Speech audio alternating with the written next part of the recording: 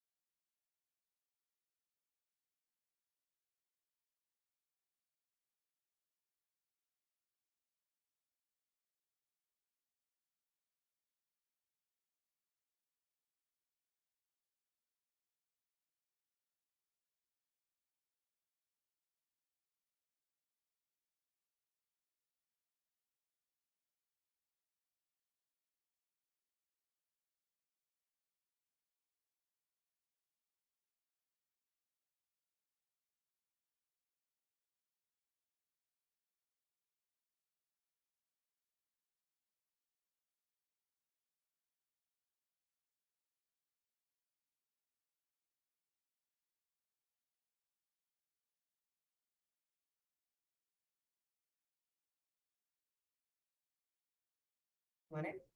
I'll find it, but those would be nice names. Yes.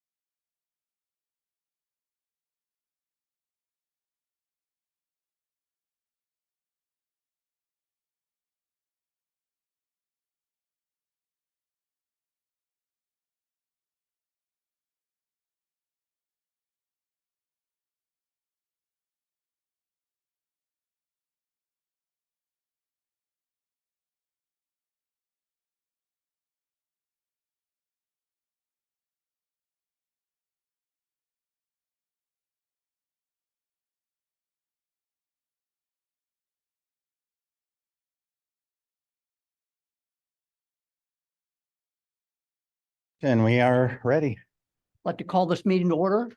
All rise, please, and we'll do the Pledge of Allegiance. I pledge allegiance to the flag of the United States of America And to the republic for which it stands, one nation, under God, indivisible, with liberty and justice for all. Thank you. Hannah? Rhoda Johnson. Katie Johnston. Here. Diana Mendoza. Here. Nikki Pettit. Here. Tyler Wilson. Here. Robin Vaughn. Here. John Rhoda. Here. Moving number 3, agenda addition, corrections, modifications. We are going to remove the closed session. So can anybody give me a motion for this? Make a motion to approve the agenda, removing and correcting items as presented. And that's taking out the closed session. Can I get a second? A second. Thank you, Nikki.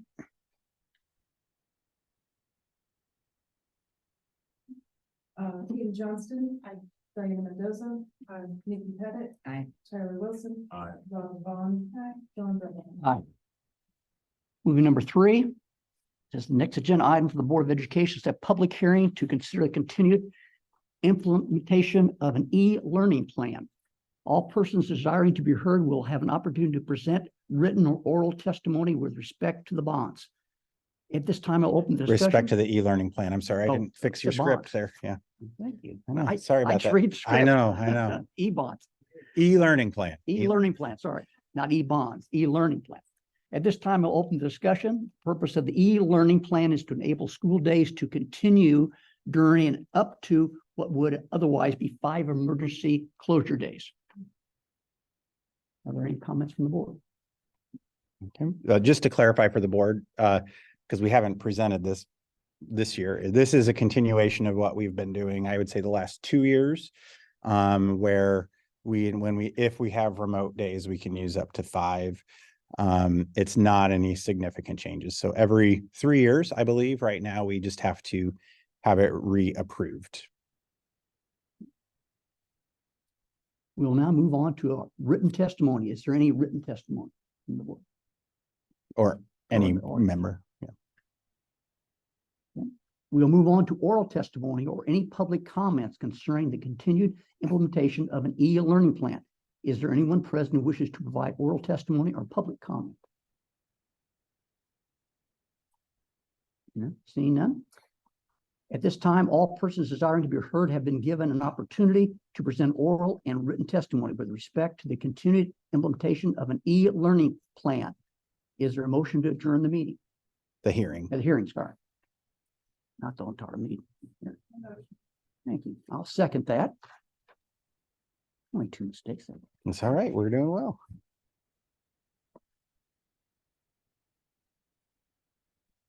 Okay, Katie Johnston. Aye. Diana Mendoza. Aye. Nikki Pettit. Aye. Tyler Wilson. Aye. Robin Vaughn. Aye. John Rhoda. Aye. all right. Can we go to 5? No, number 4. And 4, action e-learning plan. The motion to approve the e-learning plan as presented. I'll make that motion. Nikki seconded it. And we'll vote again. Nikki Pettit. Aye. Diana Mendoza. Aye. Katie Johnston. Aye. Tyler Wilson. Aye. Robin Vaughn. Aye. John Rhoda. Aye. All right. Now public comments. Number 5. Before we go much further, I do want to, there are 7 people participating in the meeting. They're attending, and I just need to make sure they all know at home that the cameras and the microphones are not working in the room this evening. So you're able to see my screen and hear my computer only. So when people are presenting, I'm going to go over and sit next to them. So the Okay. microphone works. Then I suggest you get up because Mr. I think we have our first public comments. So Mr. Hall. I was just going to grab the one next to Rachel there. So. Good. He's extra close to his timer. So I can cut him I off. won't be long. Oh, not tonight. All right, ready? Feel like I should be looking at your screen. Ready? I'm ready. Go. Good evening, board and everyone. My name is Sam Hall. I am not only a resident here of Rantoul, but I work for an organization and own an organization that partners with the Rantoul City School District. We do a program here. Today I'm here to speak about that timer makes me nervous. I need to stop looking at it. I just want to make a comment about a program, our parent mentor program that has been in the district for now it's 5th year. I spoke to you about it a few months ago about you all entering in an agreement and loaning me some money to help get the ball rolling. Well, we're up and running. We're in 4 of the 5 schools. And so yeah, it's rolling. But I want to bring to you, there was a question when I was here last about Northview. Why, how come we're not in Northview? And when are we gonna bring the program to Northview? Well, I'm here to announce that I have received notice of approval as well as funding, which is even more important, to add Northview to the Parent Mentor program. So we've been recruiting. I've already spoken with Principal Mahoney. So we've been recruiting both teachers as well as parents to participate in the program. All goes well. I'll meet with about 8 parents on the 15th, whatever day that may be, to interview and that sort of thing. And I've already met with the teachers and believe we have our 6 that we need. And so I just wanted to bring that good news to you and say thanks for continuing to support the Parent Mentor program and look for some great results to come. Good. 3 more minutes. Yeah, I could. What else you want to talk about? Oh, Thank you. thank you. Thanks. I don't normally do this. Yeah. We've hired several of your parent mentors, which is not fun for you, but it's great for us. It's That would be the other thing. I am becoming used to that, Yeah. but it's good. It's good. And And there's they've more been- that want to apply. And they've been doing really well because you've been training them and they know how to just jump right in the classroom. Yeah, well, they love kids. Yeah, there's that too. Right. Thank you. Thank you, Sam. Mhm. Have a good evening. All right. Oh, I need that. All right. Thank you. No, leave the chair there because Russ is coming up now. Oh. Mr. Why Russ not? Lee is going to present the annual audit report and I get to sit with him. Aren't you lucky? I know.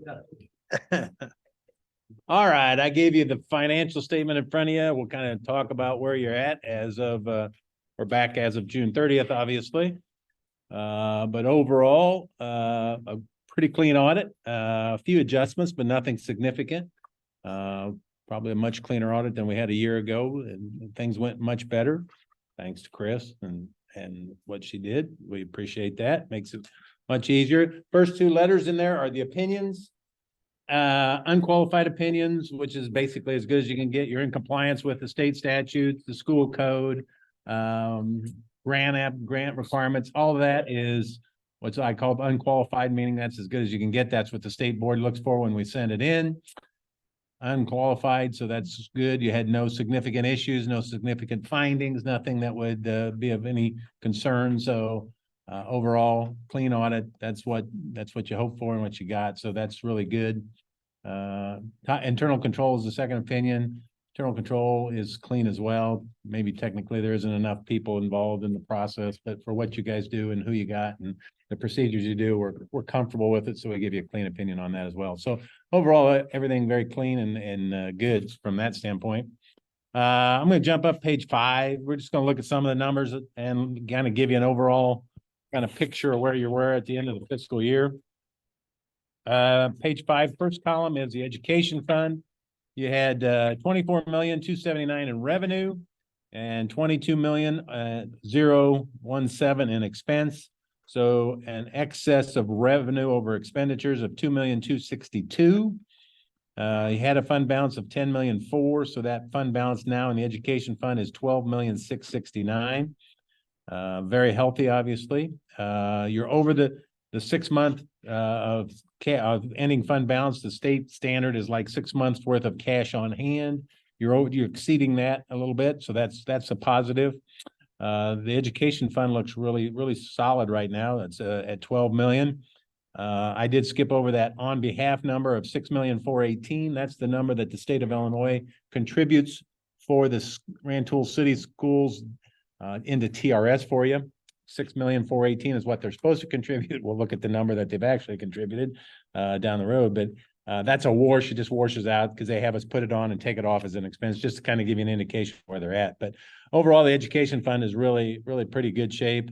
The troubling fund, or the fund that's probably in the worst shape, is the next one, is O&M. You had 3,545,000 in revenue, 4,128,000 in expense. You ran a little bit of a deficit, and that's kind of because of some of the stuff and projects you did, not to be, and some ESSER money that went in there, and ESSER projects, so it kind of distorts that a little bit.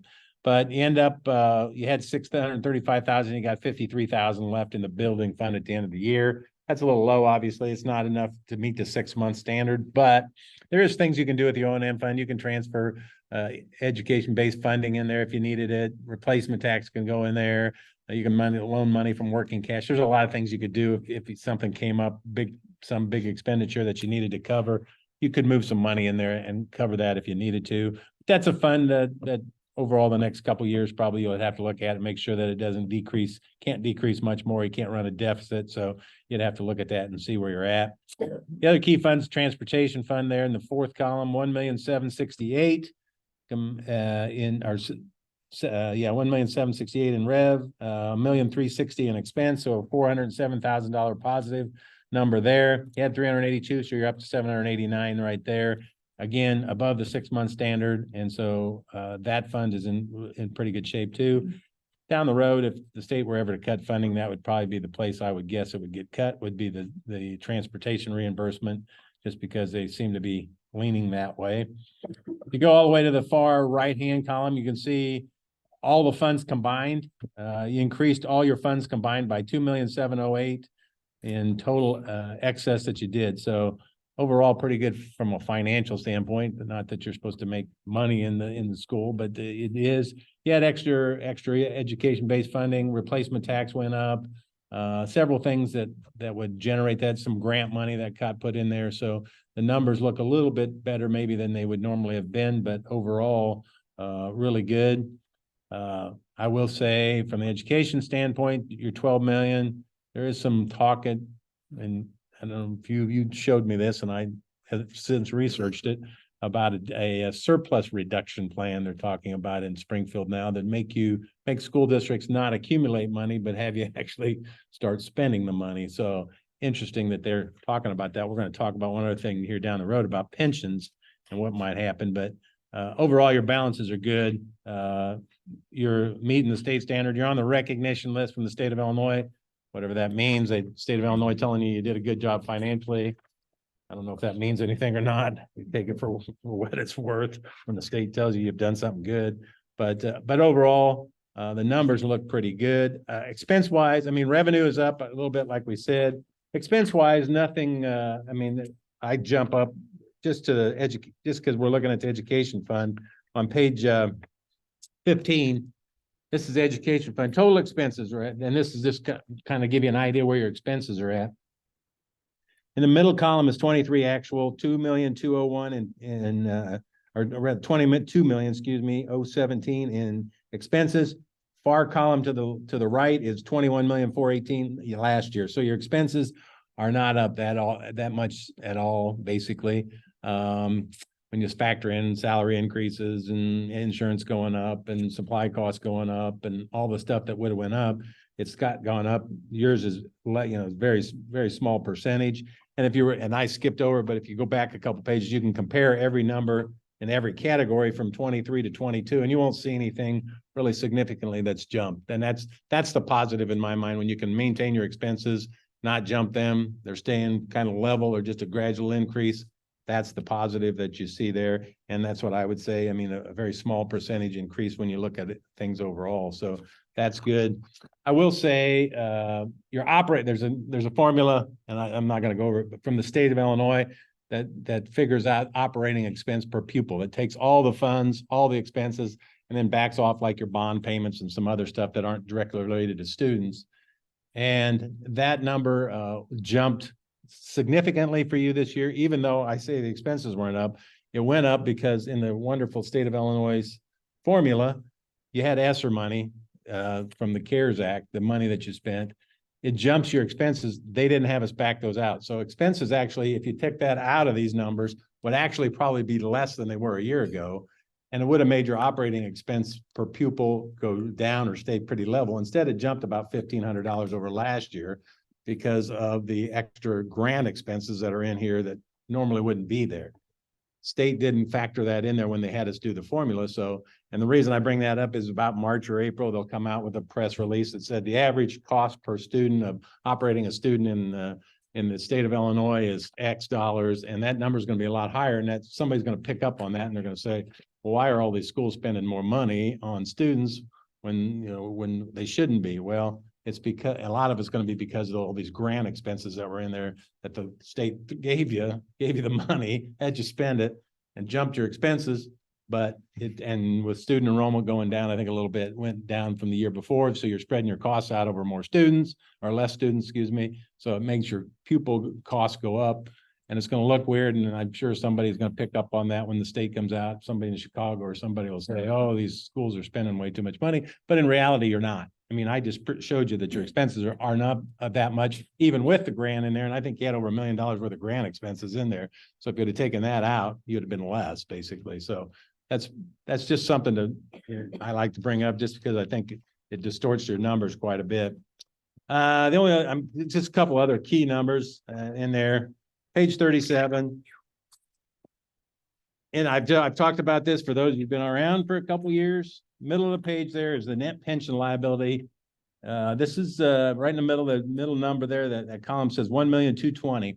I said the state was supposed to contribute $6,500,000 for the district into TRS. In reality, they haven't contributed $1.2 million of that. That's the shortage that they are in contributing their amount to the pension debt.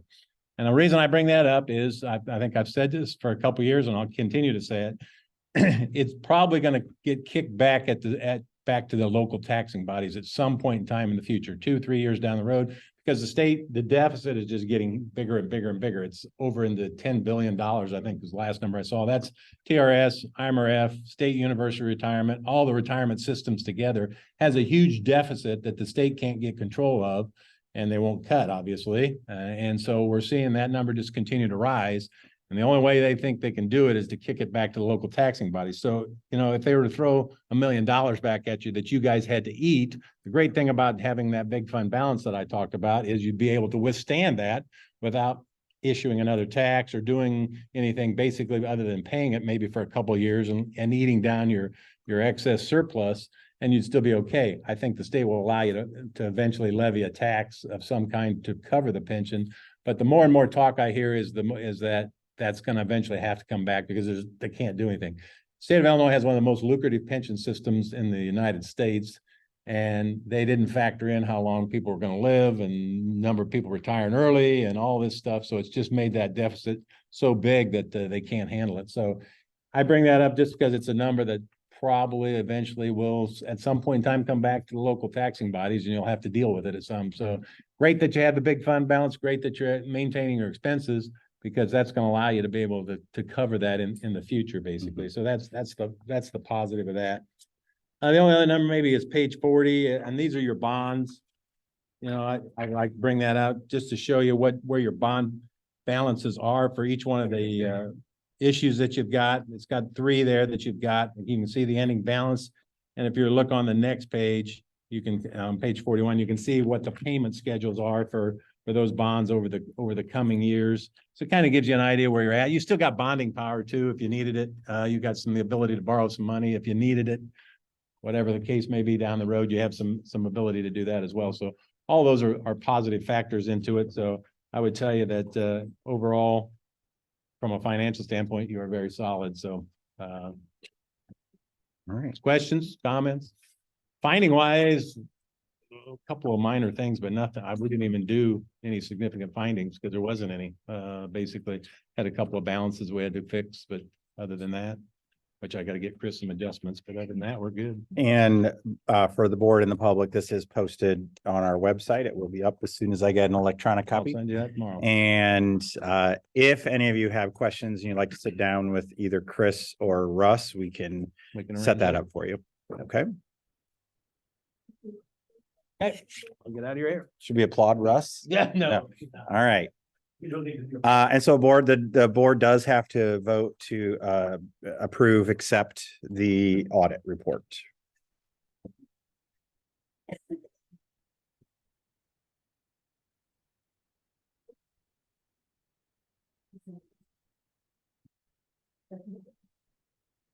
Katie Johnston.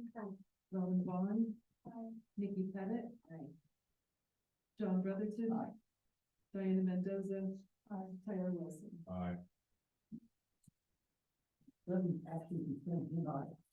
There is nothing atypical in the action items. That we did receive a $100 donation from the Illinois Respite Coalition for Northview Special Education staff. And that's it for the consent agenda.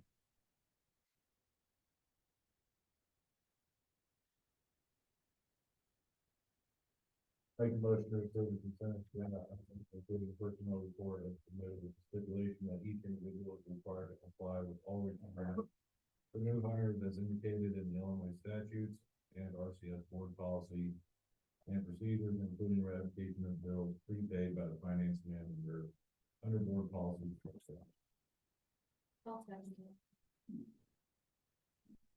John Brotherton. Robin Vaughn. Tyler Wilson. Nikki Pettit. Diana Mendoza. Katie Johnston.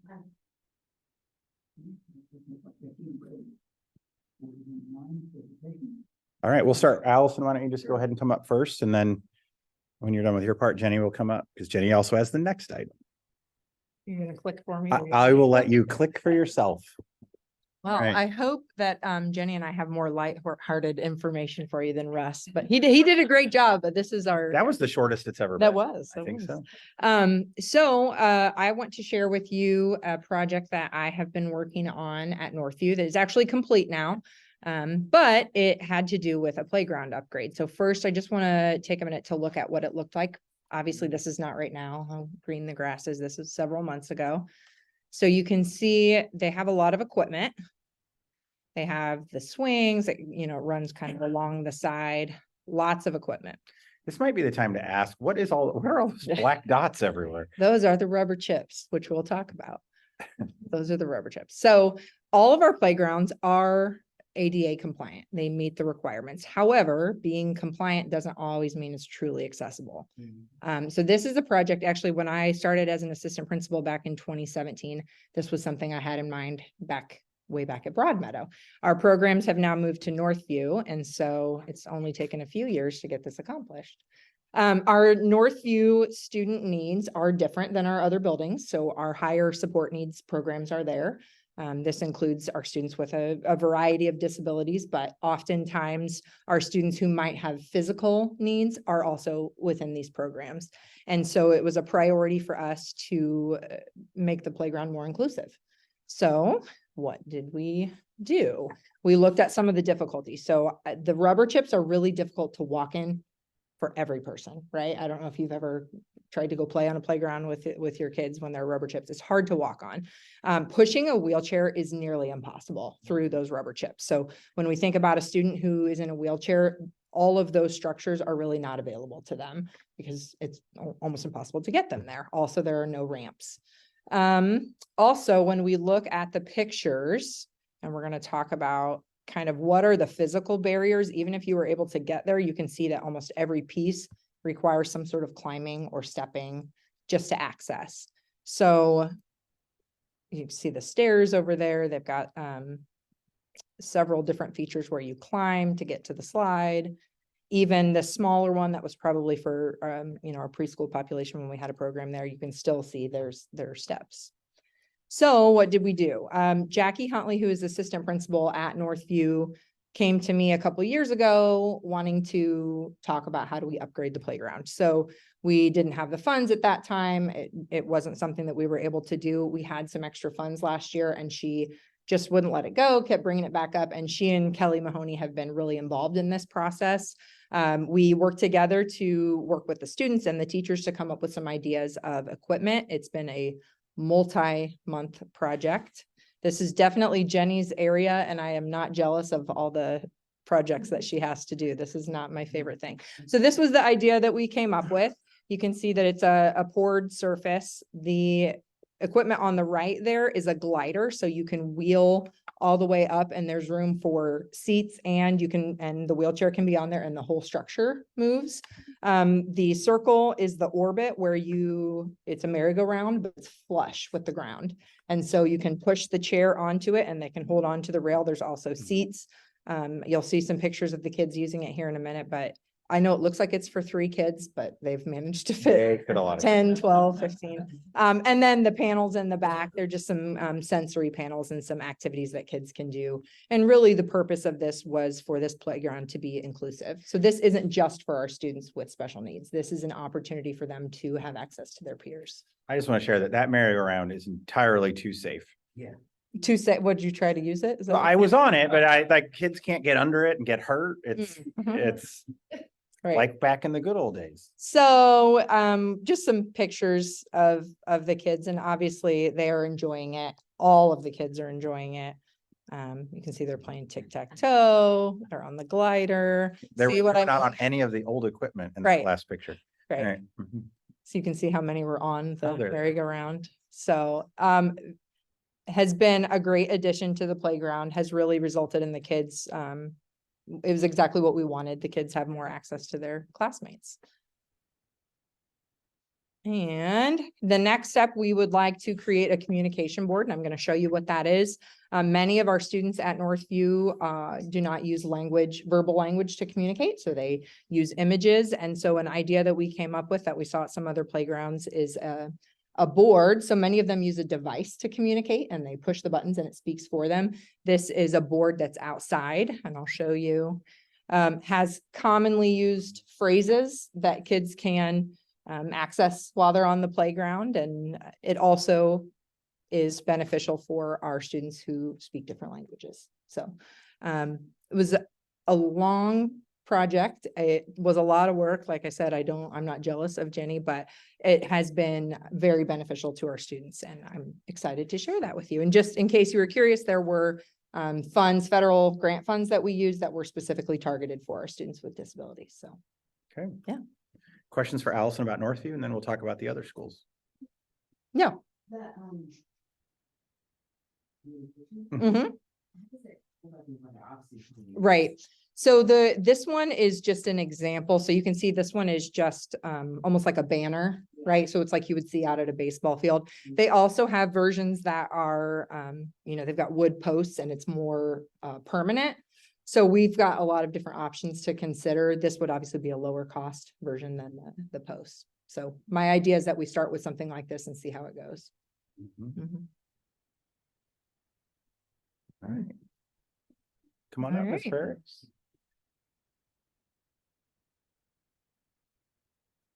So we did some other playground projects, which are very exciting. So we have other playground We updates. have other playground projects. And we're just piggybacking this on so that you have the information of some of the other updates that we did. So as you probably recall, we had a fire at Pleasant Acres. And it destroyed an entire section of their playground. And as Allison had mentioned, not only are those black rubber chips really difficult for students to get through, parents absolutely hate them, teachers hate them, they get in your clothes, they stain your shoes. I understand why we did it initially. It's safe, it's secure, and it's more affordable. But it definitely is not ideal, and it does reduce access, as Allison said, for our students. So as we have been able to upgrade some of our equipment, we're going ahead and paying the extra money and doing the port in place, which is what you see there. So that is the picture of the new swing set that replaced the old swing set that burned. And all of the black rubber chips have been removed, and we did a beautiful blue rubber port surface there. So unfortunately, that's the only area of their playground that has it. But at least it's step one, and over time, as we replace the other equipment, we'll continue to add that in. The next project is at East Lawn. That installation is actually happening next week. So East Lawn has multiple, they have swing sets and they have multiple age appropriate structures. The one that we're replacing is the intermediate one. We had gotten, I don't know if you recall, I believe it was last year, a parent came in with concerns about the playground at East Lawn for their safety. The plastic on the slide had started to break and it was cutting the kids when they tried to go down it. So we called in somebody from the play structures, had them review it. They checked out all of our equipment, identified that all of it was in good shape except the intermediate one. It's about 30 years old. It is not up to the standards for students with disabilities any longer. And also with the rubber, they couldn't get to the structure anyway. So the recommendation was to replace that unit. And so that is what we've been working on this year. And so under the intermediate one, and if you go to East Lawn, the intermediate one is the one in the center of all of the play structure. That will be removed next week. Then this new one, this is what they chose for their building. That will be put in, and they also chose this bright blue poured surface for them as well.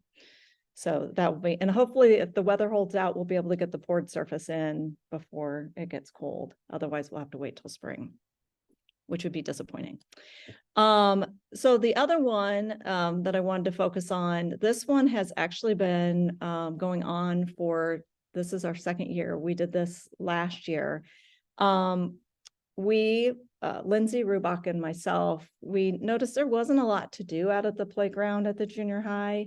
They had a couple old basketball hoops. And so we had talked to the administration and asked them if they could get us a group of students that would serve on a committee about the playground. So we met with them throughout the year last year, and we explained to them what we would like to do, that we had some money for providing new equipment for them, and had them, they created a survey for their peers and posters and encouraged their friends to take the survey so we could get information about what is it that you like to do out there? What would you like to see? And then we put together a plan based off of what the students wanted. And so we finally this year have been able to get it installed. And you can see that is the new half court basketball. It's one of those snap ones that go on top. It's very, very nice with the Ader logo that was put on it, with bench seating around so they can observe. We have a painted half court soccer field where they could do both soccer and football that's in the middle. And then the top up on the right is the new climbing structure. It was just installed this week, so this project is not completed. It will have padded surface, like almost like carpet tiles, but they're foam tiles that will go all the way under that to, one, make the space look nicer and also be a safety. There's some foursquare that's getting painted, and they got a tetherball court, which was really funny because those of us of a certain age know what a tetherball is. I didn't realize it was not something a lot of the younger kids knew about, but they're enjoying it, so that's good. And then the next piece that we're going to do is improve the outer fence around there.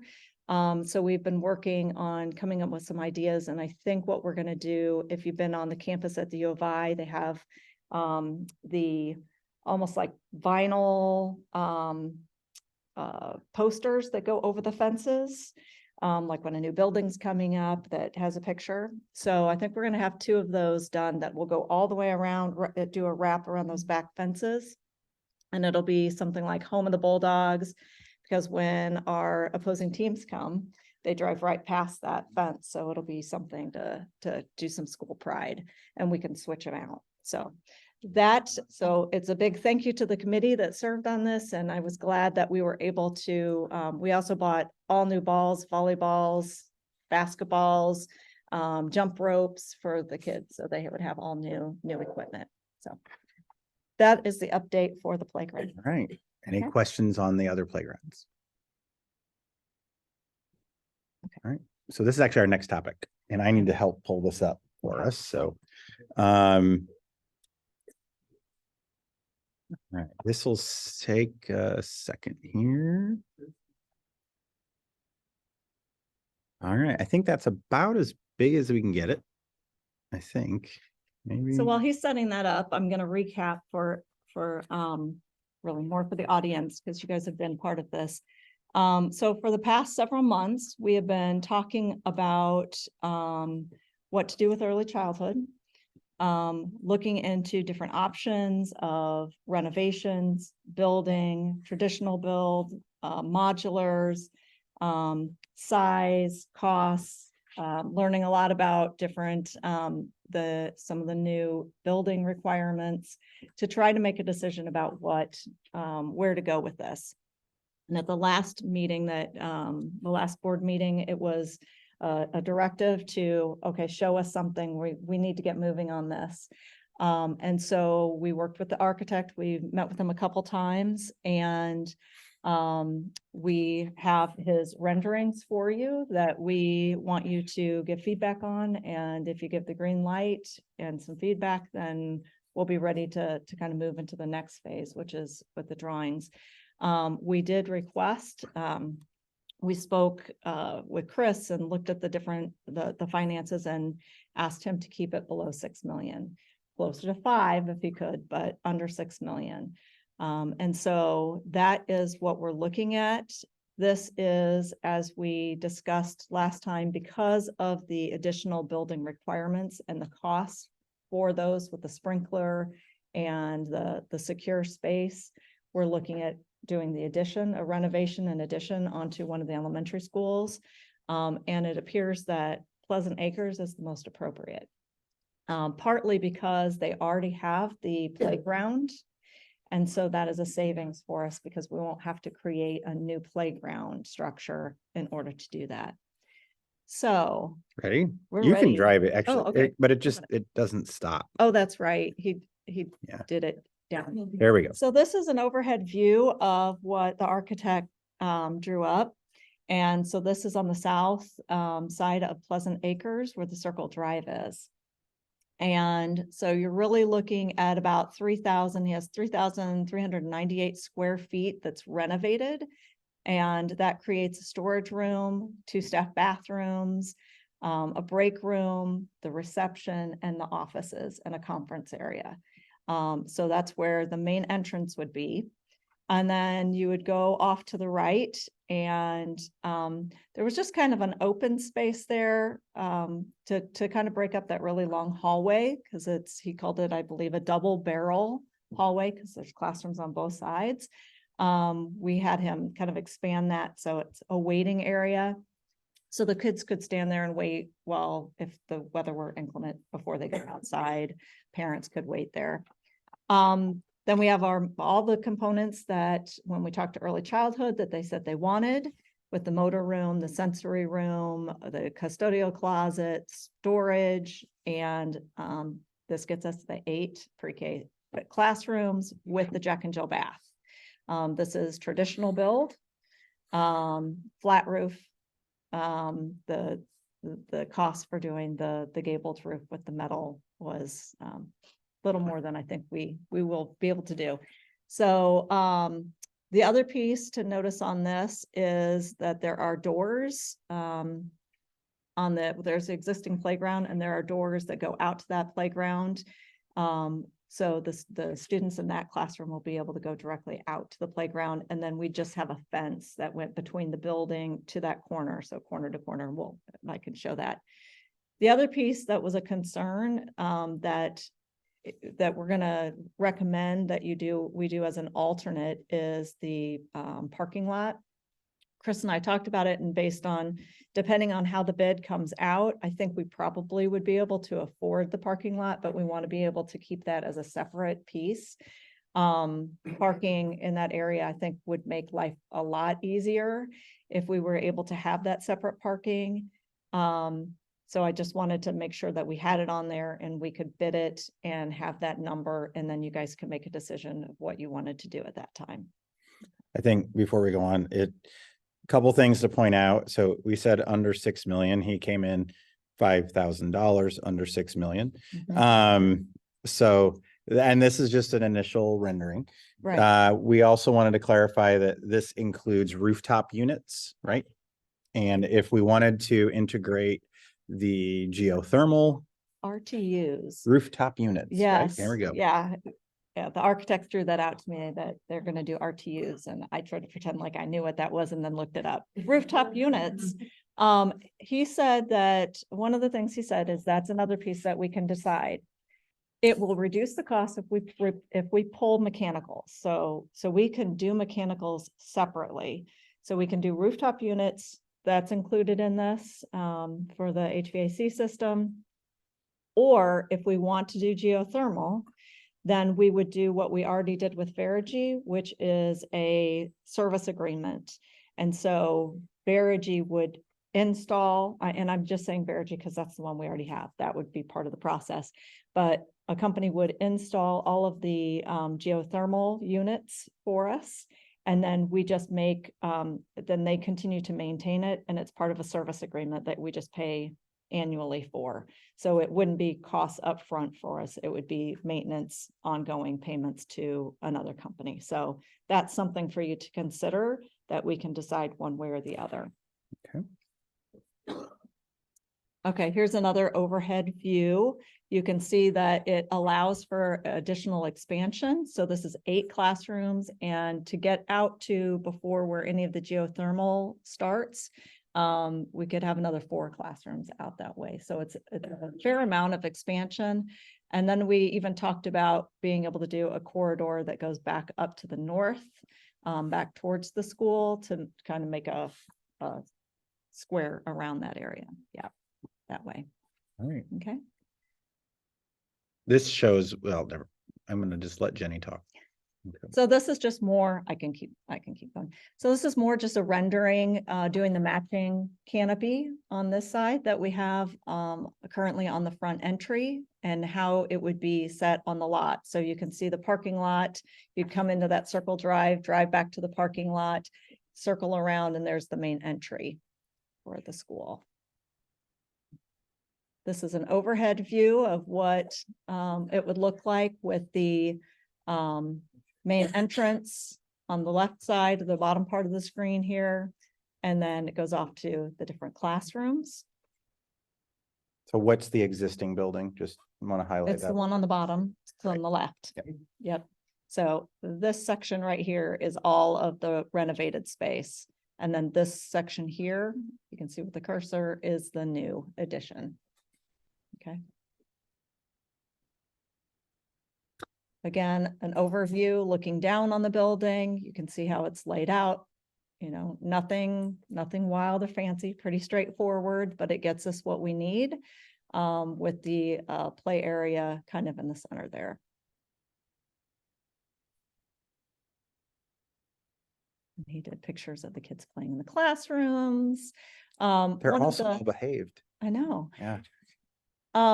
One of the things that came up in this that that you'll see, I believe in this It's in this picture. one. So when I originally got the drawing, there were also doors on the parking lot side of the classrooms, and I asked him to remove those because I'm concerned that the kids will just run out and then they'd be right into a parking lot, as opposed to the other side, it's fenced in. So if the kids were to run out the door, they'd still be protected. And he said that he was not able to do that because of legal reasons, that any program that had students under 3 years old would have to have a door on the outside for egress. I was like, well, these kids are 3 and up, so it's not an issue. And he said, well, a lot of times it's difficult because the windows are up high, and if they had to go out the window for any emergency, it's hard for them to get out as opposed to a door. And so I had shared with them what another district did, which is they did their windows down to the floor. They put it like in a corner area where the kitchen would be. And I always assumed it was because little people and they could look out the window, right? It's at their height. But apparently that is an easy egress.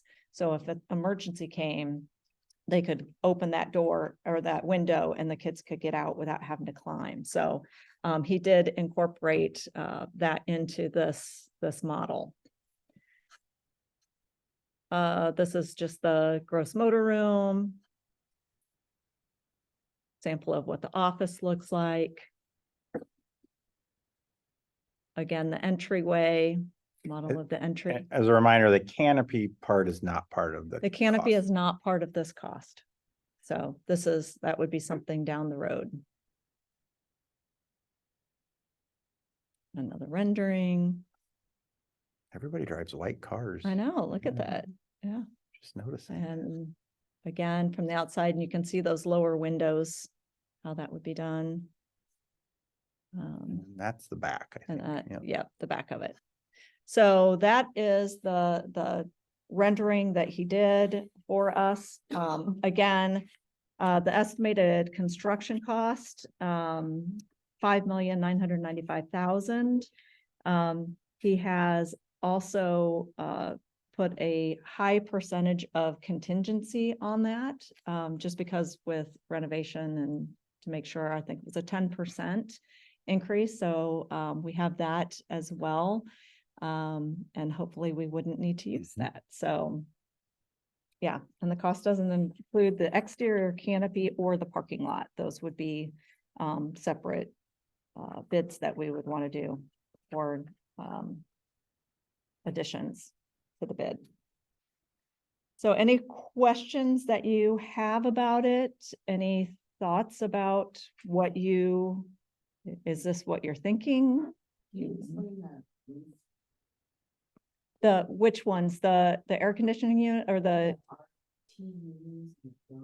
yeah, so we have geothermal in all of our buildings right now.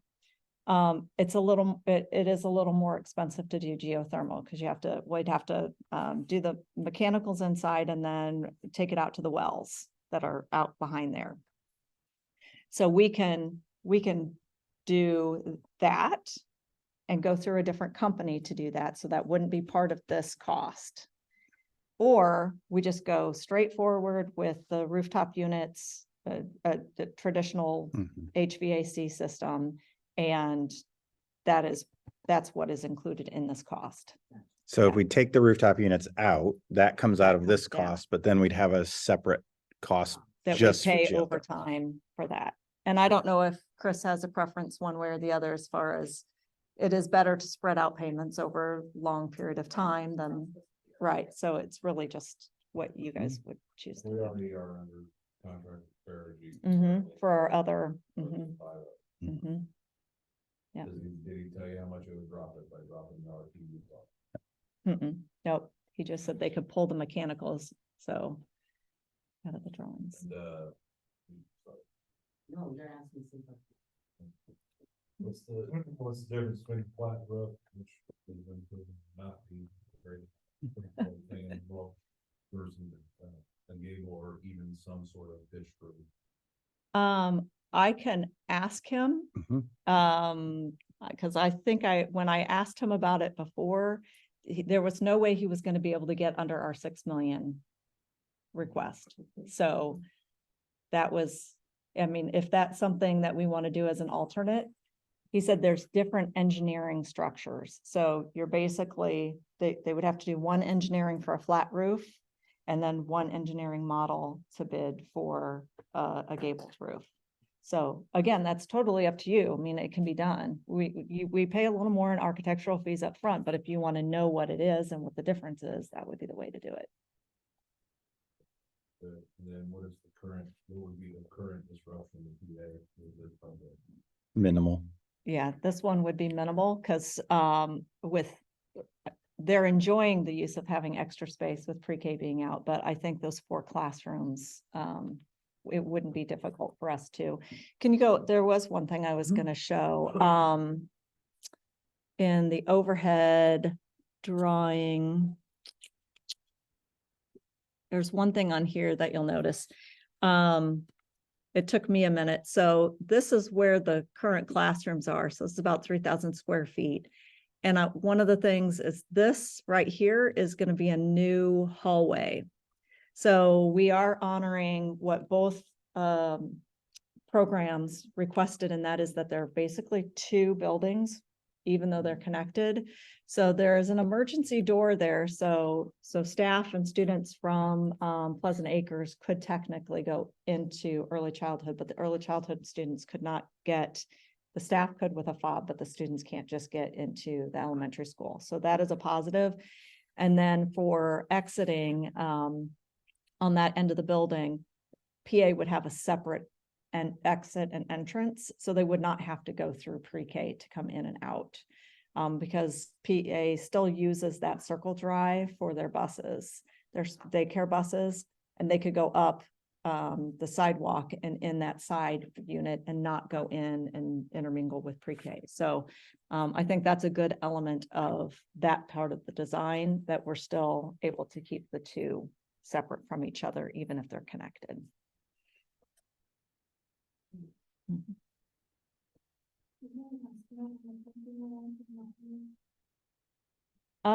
So the awning is similar to the one that we did on the front, and I'm trying to think, I think that was like 300 and, wait. 350,000 for the awning, something along those lines, so, and then the parking, I'd have to look back what he said with the parking. Cause I basically was like, you know, what's like the most basic, like nothing fancy. Again, he stopped because he said it will put you over the 6 million. But I can get an estimate from him of what that would be. I just felt like we needed to go ahead and put it out and get that information. And then. So you're saying, so what an alternate bid would mean, there would just be a whole separate quote essentially for a parking Right, lot. so it all is done at the same time, so all the contractors come in and they actually break out the numbers and say, if I were to do, this is my base bid for doing the building. And then this is my alternate bid for the parking lot, an alternate bid for the roof, an alternate bid, and then you guys can look and like put it together and say, we want the base bid plus alternate 2 and alternate 4. That sort of thing based on the costs. Or I only want the base bid, you know, you have that flexibility, and that's the nice thing because you have real numbers, people committed to it, so we can still move forward, and then you can have those options at a later time. And we'll know more financially where we are and at that point as well. All right. With the. We've already done work funky, but are we gonna be able to find brick or what outside wall material that is close to? I think so VP said yes, he felt like that they could match it fairly well. And because it's basically going to be the building and then a breezeway off to the other, it won't necessarily be like side by side, because that breezeway will be mostly windows, the area that goes in between. So I think he felt like we could get a pretty decent match to it. Do you know what the timeline will be on this? So if you give the green light, it would be that then we tell them drawings with, I think the goal would be to try to get the all of the bids ready by January, and either by February to be able to bring it back for approval, whatever recommendations they would have for you. So I mean, as far as project completion, I think we're looking at winter of next year. Hopefully, my hope is that we'd be starting in January with the pre-K in the new space. If not sooner. Yep. And the thing about doing the renovation piece is they can start earlier on the renovation piece, earlier in the year. Once we get approval, then they would be able to with just an outside build. So okay, that's what we decided.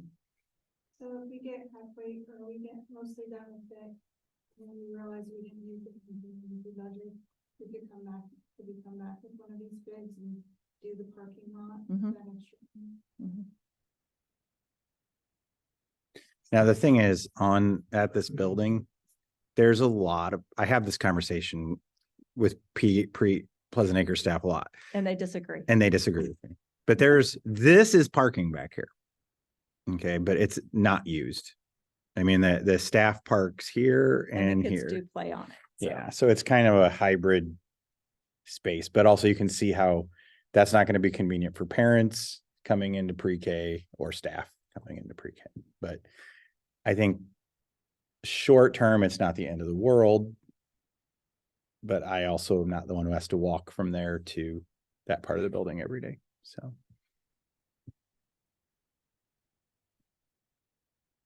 It'd be great if we could do the park. I'll say that. Yeah. It would be Right, good that'd if be we could do great. it, so. Yeah. Picture where the light green and the dark green meet, that's where our wells are. No, that's just where, Yeah, they're out in that is where the wells So, are, out in yeah. that big. most of it's here. Yeah. So it's possible you could even go further, but and you just have a really long hallway. But you could just turn the corner and go up a little bit if we need, Mhm. but I feel like there's plenty of room there even to Mhm. add on in the future if we get to the point where we're able to expand the program. All right. Okay. So board, are we good to have VP start taking the next steps with drawings and preparing the bid packet? All right. And you will all have an opportunity to informally talk with VP next week. You'll see him up in Chicago. So, That's right. Okay. all righty. I think next is me. All right. Sure. What do you think? I'm excited for it. And, I think it'll be good for pre-K to have a facility that meets their needs. As Scott already mentioned, I am concerned about the parking because when we have parent drop off and staff, we need approximately 45 spaces. And I think there's probably 20 up front, so. So that would be, if I had a wish between the overhang and parking, I would say parking. Oh, yeah. Again, it doesn't have to be anything fancy. Oh, that parking would be adequate. Yeah, I didn't count the numbers. It was over 40, Lori. I did ask her how many they would get. there may be some cost savings with rubber chips. if we- Okay, I take a gravel park.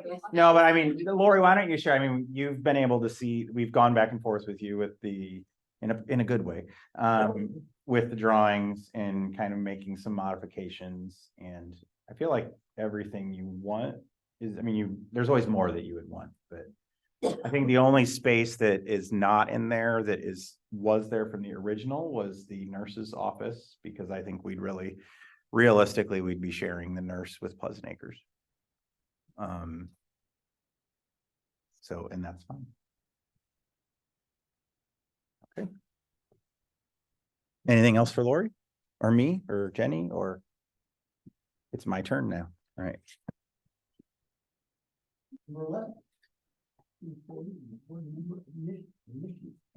All right, so this item was brought forward as new business at our last meeting and put on the agenda. And so I guess my administrative recommendation is that it's fine to do this. And so I did go through some things, checked with some legal questions that came up, which are good questions. Is this payment to board members if we're giving them something of value? And it does not rise to a level that is a legal concern in any way. Okay. So it is technically, but it's, I would, if you went to every event at Ader, that would be amazing. It would be about $120 benefit to you. So we did go through that process of trying to estimate it. If you're not using the senior discount, it's $3 per event. Yes, so that's basketball, volleyball, boys and girls basketball, volleyball, and then the play are, I think, the only events that we charge for. I'm not aware of any elementary events that are charged for. This is a very common practice in school districts. If we were attached to the high school, you'd be getting free tickets to the high school games. That's pretty normal. So my recommendation would be that we consider formally waiving these fees for employees and board members. To be fair, I don't think Ader staff members have been paying to attend games for quite some time. Also, I would include that any qualifying individual, employee, or board member you could still choose to pay. It's not a significant source of revenue. for the district. It's a, we definitely do have, I don't think our athletic events break even at all. We're paying more usually for supervision and referees, but it's not a big hit in any way whatsoever. So that's it.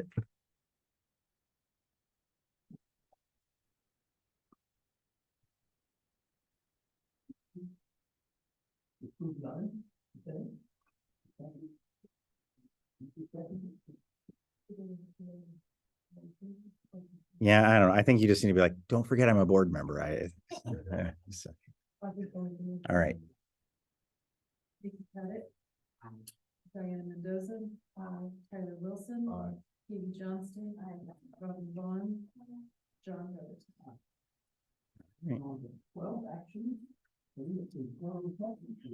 Mr. Majors is going to come forward and talk briefly about this.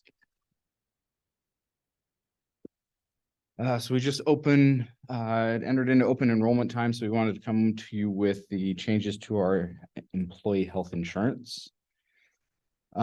So this year we are continuing our relationship with IERMP. Dr. Woods and myself did a lot of pre-work before we got to this point with going out to bid and looking at what it would cost the district to leave IERMP, possibly go for our own individual plan with Health Alliance.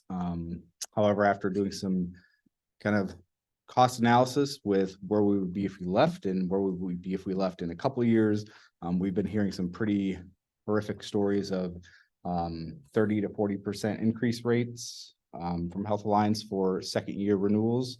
So we weren't comfortable bringing that to the board. So our recommendation is to stay with IERMP.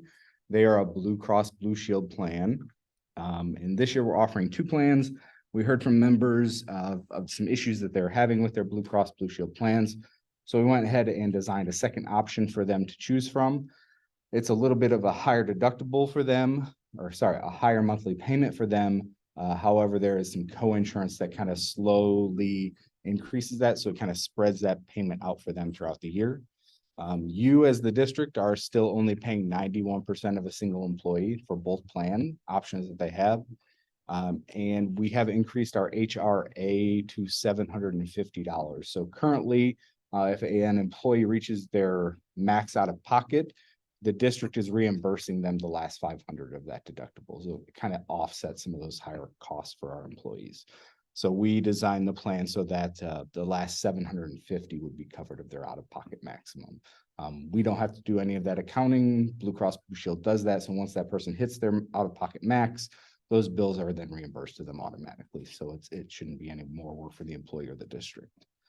Currently, the district is paying $517.79 per month per covered employee, and that just will increase next year to $579.67. So it's approximately a 12% increase to the district's cost. IERMP is also switching to the standard for their dental, vision, and life. And the standard came in with matching rates. So those are no increase to the district this year.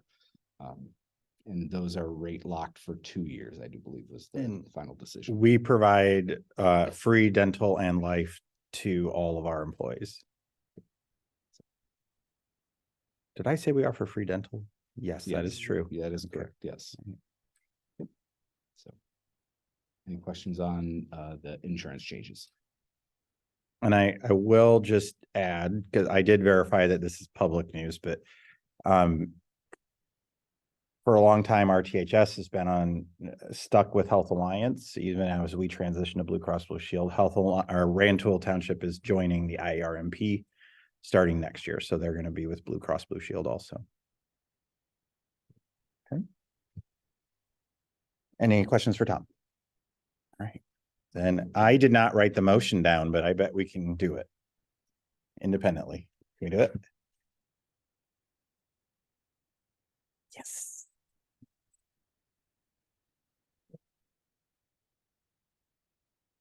Taylor Wilson. Peter Johnston.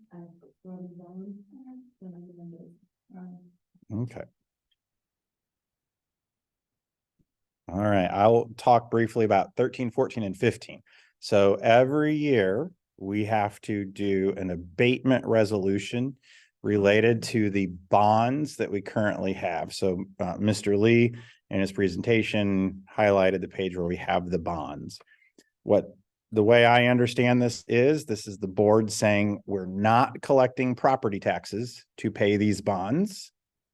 We are using the alternative revenue, which is the 1% sales tax. So it's essentially, as I understand it, the function of telling the county clerk's office not to collect the property taxes to pay the bonds. Okay. So what we have to do is each one has to be a separate action item and has to be voted separately. So a board member would simply need to read the full motion and then another second, and then we do have to vote, and then we'll do the next one. Any questions on the bonds? All right, so we'll have 4 of these to do next year, most likely. Okay. Move to approve the resolution of paying the tax heretofore levied for the year 2023 to pay debt service on taxable general obligation bonds. Series 2010 OB of the district. Second. Nikki Pettit, Robin Vaughn, Katie Johnston, Tyler Wilson, Diana Mendoza, John Rosenthal. Okay.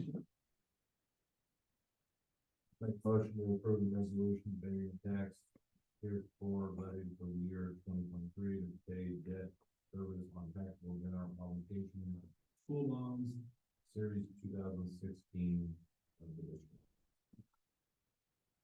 Second that. Diana Mendoza, Tyler Wilson, Katie Johnston, Nikki Pettit, Robin Vaughn, John Rosenthal.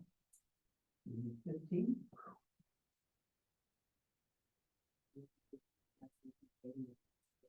For levies for the year, plans to review the pay debt and service on a general obligation to be paid school bonds, series 2020 of the year.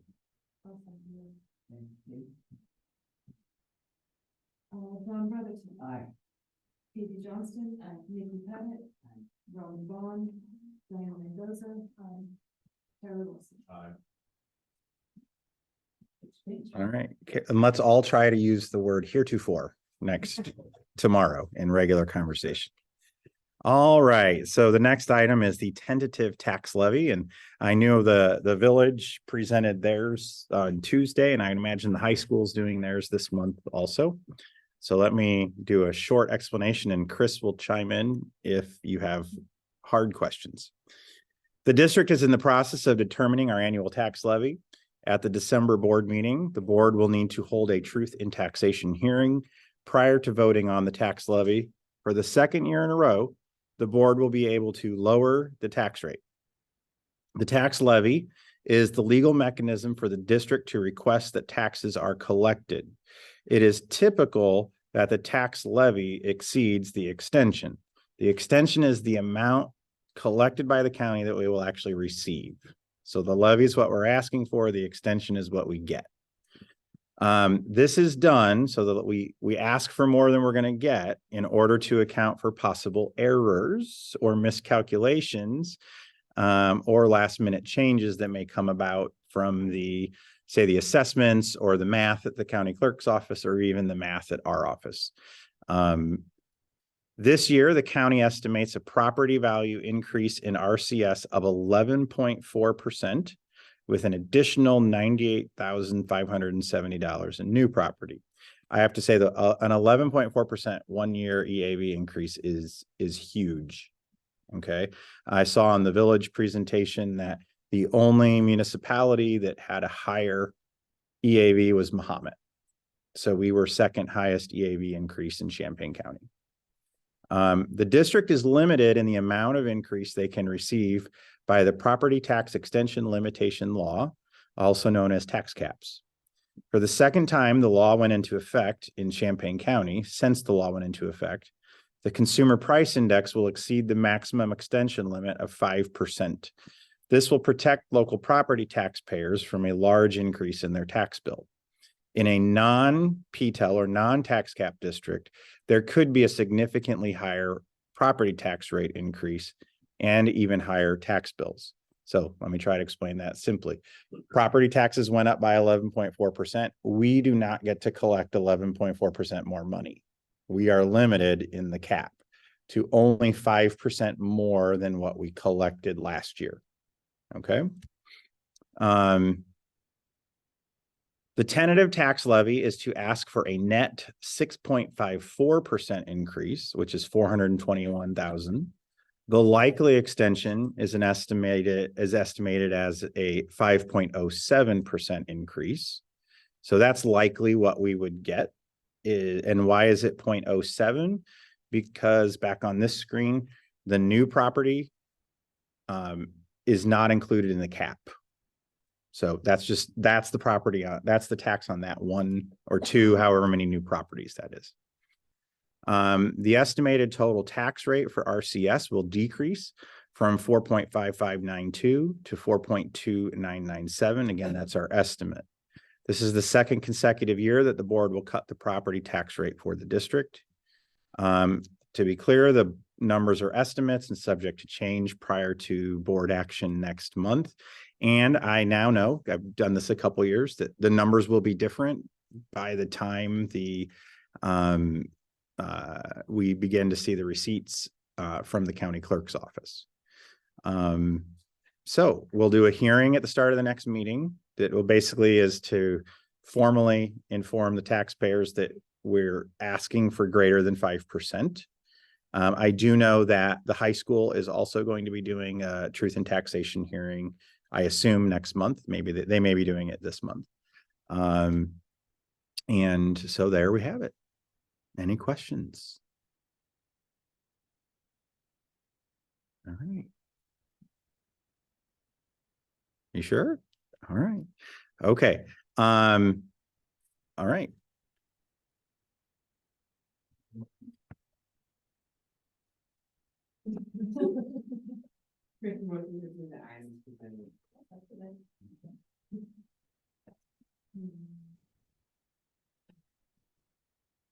Katie Johnston, Diane Mendoza, Nikki Pettit, Tyler Wilson, Robin Vaughn, John Rutherford.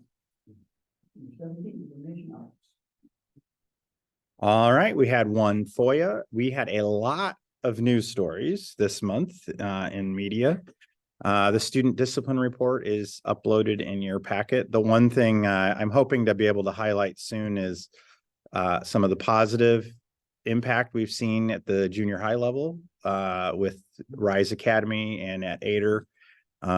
Really seeing a lot lower rate of exclusionary discipline this year.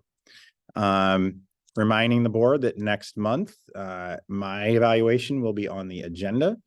And so that's to formally notify you. And I believe the timeline is it's supposed to be completed by February 1st. Annually required postings and reports are included in the packet, and they're posted on the website, and those are listed there. For the sake of the public, there was one report in there. I think it's the Employee Information System Position Detail Report. We did have to go back and republish the last 2 years. So they are same information. We just had to remove some identifying information that we didn't realize we had posted. Next on the next slide is the school report card designations. I know I've shared some information with you about that. We will very likely be presenting more detail on that in the future, and also with when the annual report is presented. There's a lot to celebrate, but there's also a lot that we continue to need to do to improve our student proficiency. Board policy updates, first reading. So those are listed in your packet. If you want to take a moment, and I think they didn't all print in here. So there are a couple areas where we are requested to make some decisions. So when you're in board books and you click on the description, you can see what those are. Most of them are not really they're not difficult decisions. I shouldn't say most of them.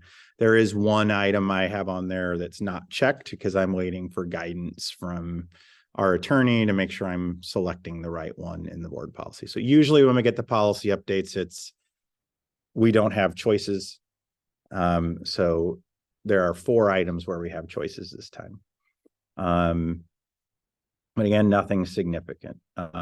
Included also is the required posting of the use of funds plan for the American Rescue Plan. And I forgot to list that the immunization and health data is also in your packet and is posted. I cannot say again how awesome our nurses are and Darcy Widener for getting our kids in school. We had very few students relative to prior years that were actually excluded because they didn't have their medical information on file with us. So that's partnering with Carl and partnering with Promise Healthcare has really helped us with that. All right. No other information items. Mr. Brotherton?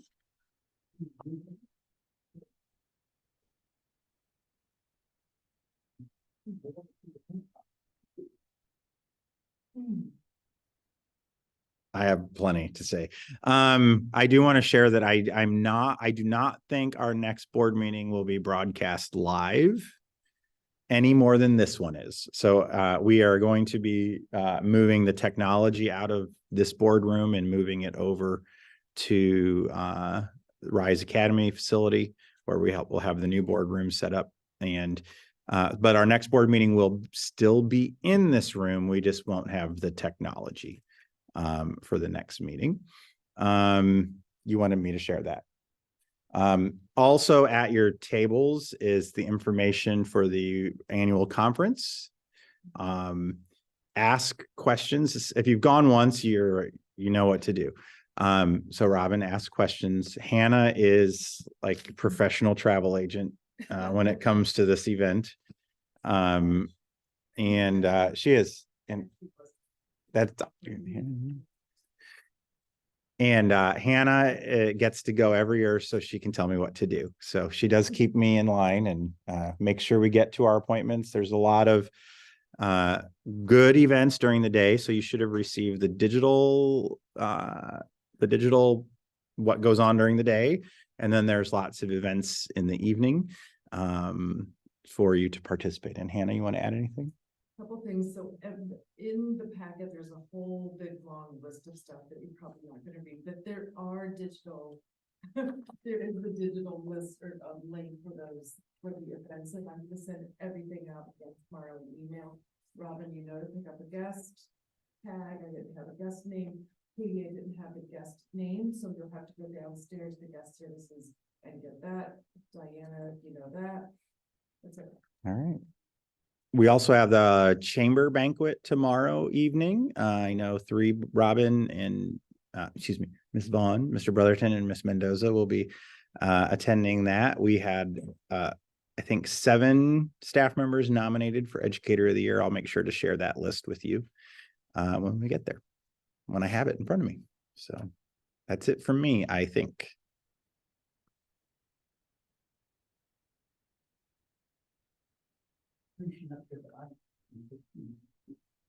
I need to get the microphone over to you. Okay.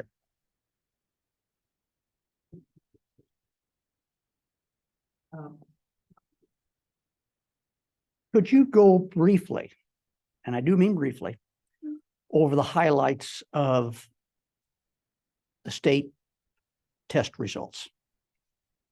What stands out to you? What stands out to me, the number one thing is the significant improvement that we saw at JW Ader. Their test scores, over their overall rating. It's disappointing that the state still classified them as targeted because they actually had a summative designation score higher than I think 3 of our elementary schools that were rated commendable. And a lot went into that. It's not just testing. I'm talking too much already. No. It's not just testing. It's also the efforts they put into getting the kids to school and improving attendance. Overall, as a district, We saw I call it a 67% increase in our literacy scores. Math scores did not improve across the board, so that's an area of concern, but statewide, math scores did not grow much at all. We were very disappointed to see the summative designation rating that came out for Northview. We do not, it is what it is. I have to say it that way, but the reality is again, Northview scored in the commendable range. But because they have a subgroup that is not in the commendable range, that actually fell in the bottom 5% of the state in one subgroup, they are rated as in the lowest rating. So yeah, I mean, overall, it was really good. All of our schools saw improvement. Those summative designations stung, because I know I talked to some of you, I thought we were going to have 5 come out at commendable. And guess what? We had 5 score in commendable, but the way the ratings work, it didn't come out that way. So, yeah. I have a question. Yes. With the communities that have more subgroups, what does that really entail? So we have a much more diverse student population. I think we have a total of 8 subgroups. So I'm not going to pick on any other district, but I'm going to point out a district like Prairie View Ogden, which is just to the south of us. And they were rated exemplary, which is the highest possible rating. How many subgroups do they have? They have no subgroups. Oh, Which means as long as the overall student population scores at a certain level, they get the highest possible rating. But I mean, it's not their fault they don't have subgroups. They're a small rural school district. But for us, we might have a good overall score for a school, but if any subgroups, so subgroups, I don't know, the state doesn't even call them subgroups. They call them student groups now. So those would be based on race, ethnicity, language. So we have an EL student subgroup. We have African-American, Hispanic, white. We do not have an Asian subgroup. We do have a multiracial subgroup. We have low income subgroup. And some kids get counted in multiple subgroups, right? So if you're learning English, so you're an English language learner and you're Hispanic and you're low income, you're in 3 subgroups and your score counts 3 times. But I do want to make sure, I've sent a message out to our teachers about this. I think we're on the right track. Our scores are improving. There's a long way to go when, we don't have enough students who are at that level that the state considers proficient. But I did do a little exercise this week at one of our local service organizations. Talking about physical exercise? No, and mental exercise. I gave some Rotarians 3rd grade math questions this week that are on that test. And it was interesting to see the struggle among adults with some of the questions. So it's a very difficult test, and I don't think people realize that. Statewide, what's the overall percentage of kids that pass the math test? I think it's only about 30%. So there you go. I'm talking too much. No, I just, one last question, then I'll make a comment if that's all right. What's that 91%? What's that about? What's 91%? Lower income, what about that? Well, we have a 91% of our students are identified as coming from low income households, which is, I think it's, when I do the annual report, I put all the comparison schools. That's significantly higher than really any of the school districts in our area. And so it shouldn't be predictive of how kids are going to do. But what is statistically accurate to say is that if you're from a household that's low income, you're also more likely to be have less advantages coming into school. When those kids come into our pre-K program, I think of my kids, my going to kinder music and going on play clubs and doing all these fun things and a lot of our kids from low income households don't get those same opportunities and come in with the same advantages. And so it is an indicator that generally the higher the low income rate is in a school, the lower the test scores are, not just Rantoul, but that's a statewide, probably nationwide. We have more Board, if you questions? bear with from- me, just let me Okay. make my comment now. For us not to applaud Mhm. our faculty and staff and our administrators for effort they put forth. I mean, I can't thank them enough.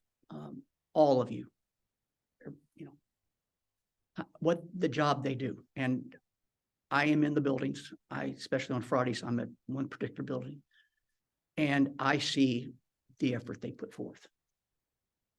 The time out of their pocket money that they spend trying to help our kids the best they can.